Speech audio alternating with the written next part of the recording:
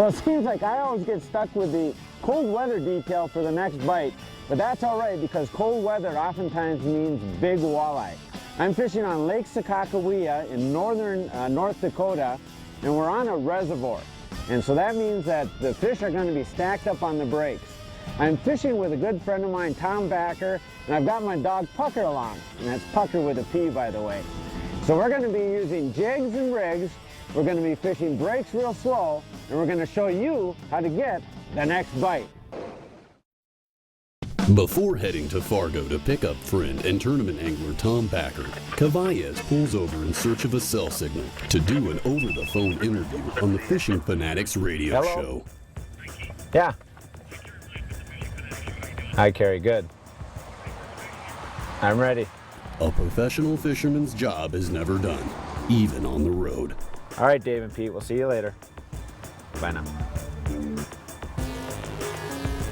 All goes well with Keith's interview. After rechecking Tom's address on the GPS, it's off to Fargo, North Dakota. On the road again. Just can't wait to get on the road again. Pucker, you ready? Let's go.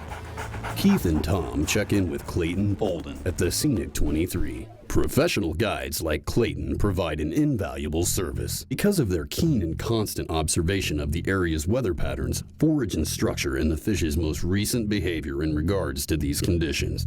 After comparing notes with Clayton, Keith and Tom head out on the water and get set up for some rigging and jigging. Fish. Fish on the rig. Oh man, I got the rod doubled right over. Oh, that's a dandy. Hold on, because I got to get my reels in. How's he feeling, Tom? Oh, nice. Take it easy with him. I'm ready. Oh, look, that's a good one. Well, here he comes, here he comes. I got him, I got him, I got him. All right. Good job, good job. Hey, I'm going to have to switch to a rig. Wow, look at that. That is good fish. Really healthy fish here, huh? Yeah, pretty color. They're eating the smells. Very nice, very nice. Good job. That's a good looking fish there. All right, right off these, if you look over, where we're catching them is right on these chunk rocky kind of stuff. It's kind of sand, and all of a sudden we get in this chunk rock, and that must follow down underneath us here and have similar composition on the bottom, and that's why, you know, it tends like these fish concentrate in that kind of an area. Not always the case, but sure the case today. All right, let's get him back in the water. There we go. Yeah, he just buried that rod right over. Nice fish. I guess what you could call today is the ultimate cold front. Started out about 20, 22 degrees this morning, got up to the balmy high of maybe 35, 36, 20, 25 mile an hour winds at times. What those kind of conditions dictate is obviously very, very slow presentations. I'm actually using my trolling motor up here to very slowly bring us down this break. A lot of times having to point my nose right into the wind and slow us down almost to a standstill. It also dictates that we use very slow presentations. The two presentations we're using are jigging and rigging. So let me first talk about the jigs that we're using. Pretty much what we're using is anywhere from 1/4 to 1/2 ounce jigs. We're fishing in 20, 22, 24 feet of water, and to get down to the bottom we're using a little bit heavier jig. It seems like something with white on it is really good. A lime green white, black and white, pink and white was good earlier in the day when we were in the sunny conditions. Those white are very good. But basically, what you want to look at with your jigging action is very slow also. You know, run your jig down to the bottom. Make sure you're hitting the bottom. I'm actually using Fireline to give me some sensitivity. And then what you want to do is hit the bottom, slowly lift up. Pause, let it drop back down. Lift up about 6-8 inches, pause, let it drop back down. And that real slow action is what's going to trigger the fish. Most of the fish have been biting as that jig falls. You'll feel the little tick and can set the hook and reel them in. So that's one method. Now the other method, I'm going to just reel this up and let Tom explain it, is the ultimate in slow, and that's something we call a rig. Basically what we have with a rig is about a number 2 hook with just a fathead on it, and we have about a 5-6 foot lead. We're using 6-pound test. We have a barrel swivel, and we have an egg weight on there, and very basic. All we're doing is dropping it down to the bottom, letting it sit on the bottom and just off the bottom just a little bit. And Keith is actually running the boat, and when Keith pauses the boat, that sinker will drop closer to the bottom, and then the waves will surge that thing forward.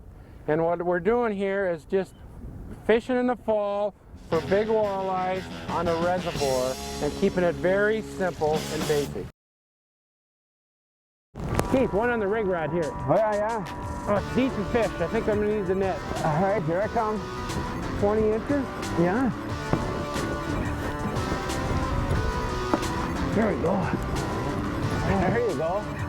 I had to get my balance here before I could pull them in. Hey, look.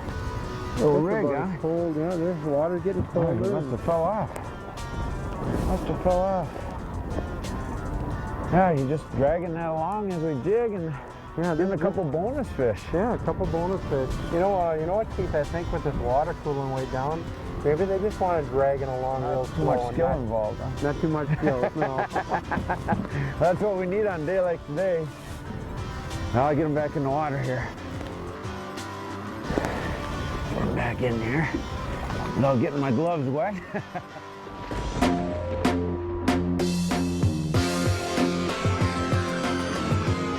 Right here, Tom. Oh, that looks like a good one. I'll get Oh the net. boy, is this a good one. Is this a good one, Tom? I'm coming. It's a really good one, Tom. Look at the slow head shakes on him. Wow. Hey, can you grab this rod and just get it out of the way here? I'm afraid he'll get in it. This is the one we don't want to lose, buddy. Man, I was watching his rod tip and just kind of did, and then pow! Oh, there I see the rig. Okay. Yeah. All right. Getting in some of these big fish, it's always a little chaotic. We'll get them. Cold and a little windy, and there's the sinker. There's the weight. Got about a 5-foot leader on him. Oh, look at that. Look at here, Tom. Holy smokes. Get him, Tom. Get him, Tom. I got him. We had the full extension of the back. Full extension. He started going swimming away from me. Look Wow. at this fish, Tom. What a fish. Good job. Wow. That's what we've been looking for. Look at this fish, Tom. Yow, does he hurt? Lake Sakakawea and Lake man, Fall. Tom. Look at that one. It's about time. Oh, right off them chunk rock again. Yeah.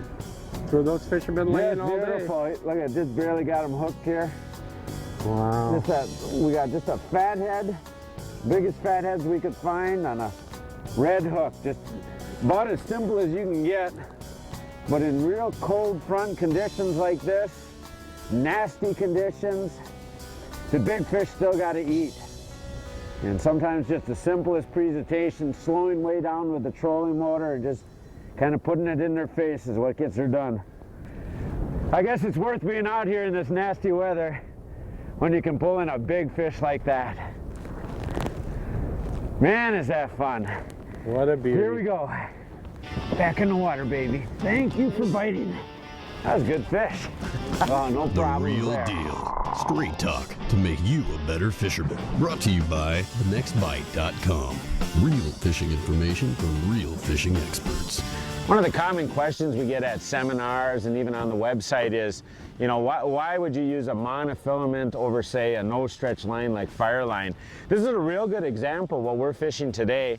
We're fishing actually two different techniques at once. In one hand, I'm jigging, I'm working the jig down on the bottom. In the other rod, I'm just kind of letting drag along with what we call a rig. Now, on the rig, what we want to happen is that the fish sees that minnow coming by, takes and bites it, and then holds onto it. So what we want to use there is monofilament, because monofilament has some stretch in it. And so that stretch is going to act like a shock absorber. The fish won't necessarily feel as much resistance when it grabs the bait, so that I've got time to reach down and set the hook. Now conversely with the jig, what I want there is a lot of feel, because I'm going to be working this jig, touching down on the bottom, and no stretch line is really going to help me with that. Especially when it gets a little bit windier out and you're moving a little faster. No stretch thin line will allow you to move down in jig size, so it's still easy for that fish to pick up the jig. So with the jig rod, what I'm going to do is pick something like 6'2" Fireline, because it's very thin and it's no stretch. On the rig rod, I'm going to pick something like 6-pound Vanish or maybe a 6-pound Sensation, because that stretch will give me the time I need to reach down and set the hook. That's why you're going to use 2 different ones. Nice fish.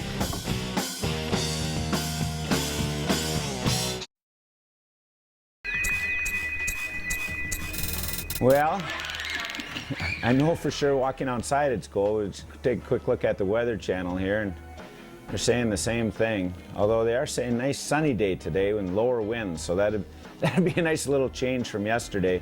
One problem we do have though is that it got cold enough last night that we're going to have to defrost all of the lids on the compartment. They're all frozen. So thankfully we got a nice room here, but thankfully we also have very warm water. We'll be using a lot of that. Here's what we're doing today on the X26 screen. I've stopped this chart here. As you can see, we're fishing at 20 to 25 feet of water. Here's the bottom right here, zoomed in on the left side, not zoomed in on the right side. As you can see, we're moving at a slow pace. You're getting long marks here. That doesn't determine the size of the fish. The thickness of the body and the color is what determines the size of the fish. These are nice fish. Let's go catch them. Here's a bite, Tom. I got him, Tom. I'll get the net.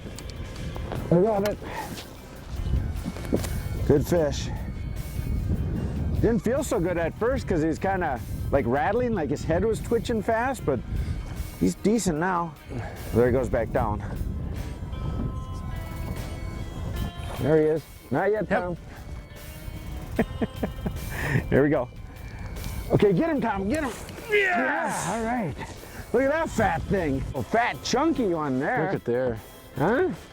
Feeding up for fall. Oh, he's a fall Look at feeder that. right there. He ain't super long, but look at the gut on him. Let's see here. Yeah, how long is that? What he is. You're feeding up for the winter. That's right. Tom here it runs about 175, 180 pounds in the spring. But right before winter, he's just like walleyes. He likes to stock up a little. And That's right. Never know when you get that was that stranded. good food at the Scenic 23, wasn't it? That's right. We had good T-bone last night. All right, let's get this chunker back in the water so I can eat up some more.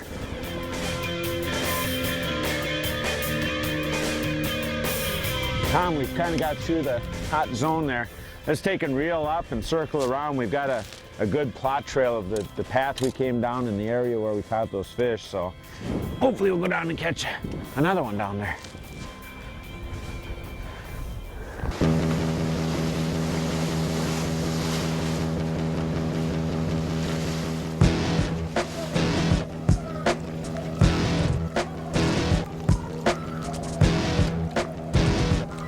Fish. Got one? Yeah, it is a decent one. Not real big, but All right, decent. I'll get the net. I'll get the net. What do you mean not decent? Wow! Look at that! Stop. Holy smokes. You Isn't brought him this- up so quick, I didn't think he was going to be that big. Wow. What a fish. I got one. That I got one. surprised me, That's a too. pretty good one. Yeah. Pretty good. I would That's say. a great fish. I would say. Boy, what Yeah, nice fish. what a beautiful fish. Wow, look at that. That's right. Boy, I tell you what, catching walleyes, the guy never gets tired of doing that, man. That's great.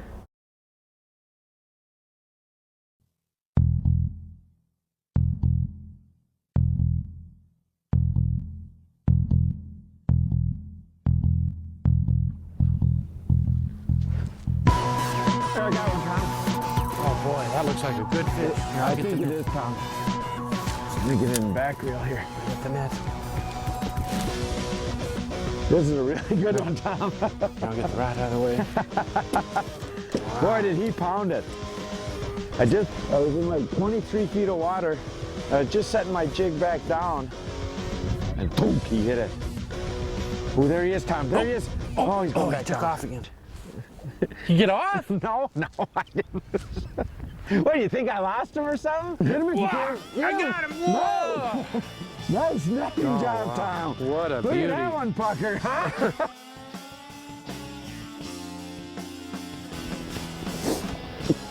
Well, and with that fire line, what's really sometimes weird about it is you can really, when they're fighting hard, you can feel every little toot, toot, toot, you know, as they twitch around. Look at that. Oh, Keith, boy, that's a nice fish. Good body on him, huh? Healthy. Beautiful fish, I tell you. Very nice fish. Chunk rock really seems to be a key deal for us. Man, that's a good fish, huh, Tom? Yes, beautiful fish. Nice. You know, it seems like I'm always the one on cold weather duty for the next bite. Dooley. Ready? Gotta love fishing here. For a 3-hour cruise, a 3-hour cruise. Right on it.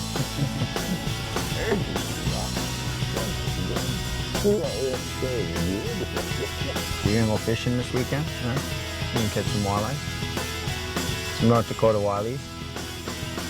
I wonder if we gotta get you a license.